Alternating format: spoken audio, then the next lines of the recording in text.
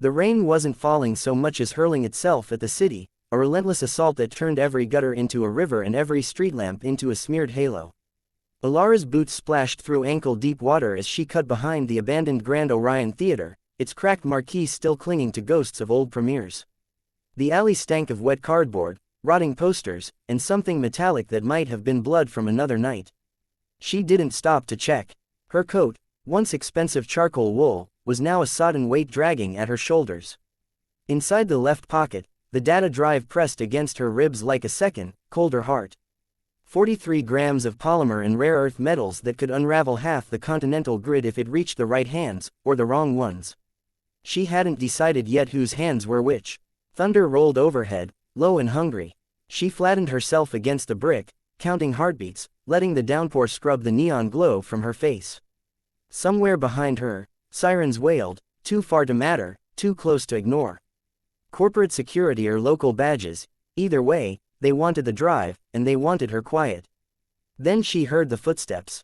Not the frantic slap of hired muscle in cheap shoes. These were measured, almost leisurely, the sound of someone who already knew exactly where she would run. Each impact sent a soft splash up the alley walls. She closed her eyes for 1 second and hated herself for the way her pulse leapt with recognition. "You're late," the voice said. It slid down her spine like ice water. 10 years and it still unraveled her. That voice, low enough to feel more than hear, edged with smoke and something that might once have been tenderness.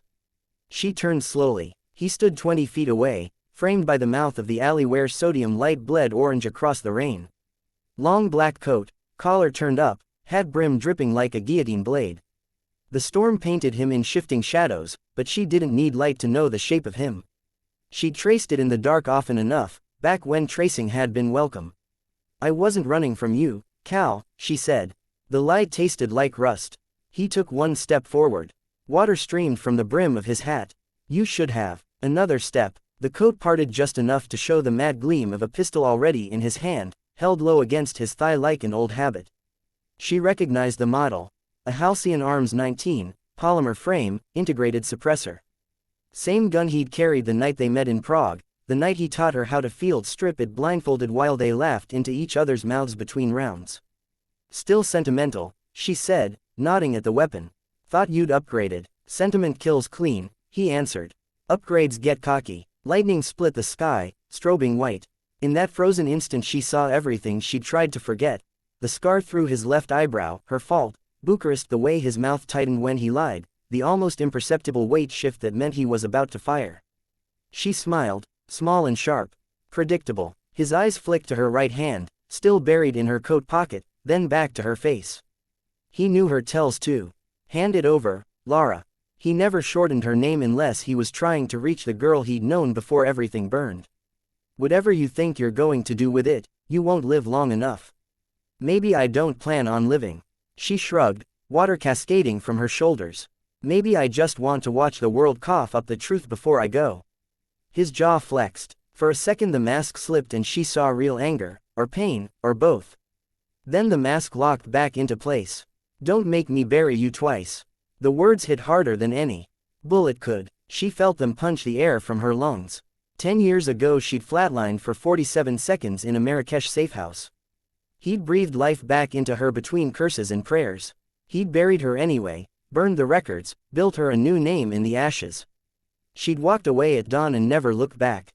Until tonight. She opened her fist. The drive caught the next flash of lightning, a black shard glittering red from its status LEDs. Cal's gaze snapped to it, involuntary. That half-second was all the night allowed. Alara let the drive fall. It clattered across the slick stones, spinning like a dying star. Cal's eyes tracked it, his gun muzzle dipped a fraction. She exploded sideways, shoulder rolling across the opposite wall as the Halcyon coughed once. The round shredded brick where her head had been, powder exploding in a gray cloud. She came up running, boots skidding, lungs on fire. A second shot sparked off a dumpster as she vaulted it. Behind her, Cal swore vividly, she heard the splash of pursuit. The fire escape hung 15 feet up, rusted and treacherous. She leapt, caught the lowest rung with both hands, coat tearing as she hauled herself upward. Metal groaned. Rain made everything lethal. Halfway up, she risked a glance down.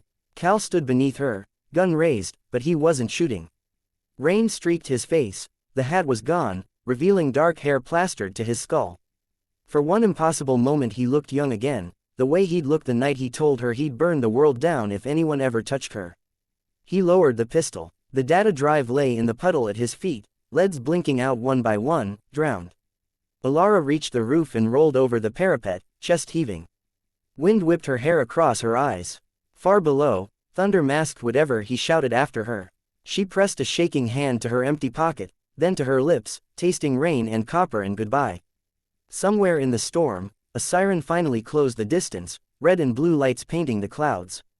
Cal would vanish before they arrived. He always did. Alara turned her back on the edge, on the city, on the shape of the only man she'd ever let herself love, and walked into the dark between rooftops. The rain kept falling, washing footprints from metal, blood from brick, names from memory. By the time the sun clawed its way up hours later, the alley was clean, the drive just another piece of drowned trash, and both hunter and prey were already ghosts haunting different corners of the same endless night.